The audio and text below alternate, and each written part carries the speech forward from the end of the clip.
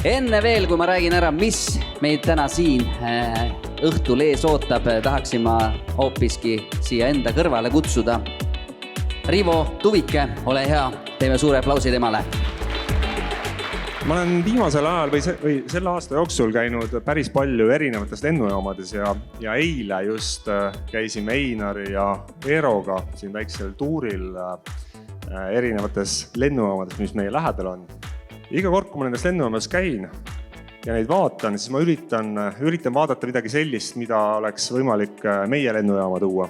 Enamus kordades ma pean tunnistama, et ma ei ole seda asja leidnud. Ja iga kord, kui ma Tallinnasse tulen, siis ma tunnen seda mõnusat, seda uhkust ja seda mõnusat kodusust, mis meil on. Ja see on fantast tunne. Olete nõus? Meil on parim lennujaam maailmas.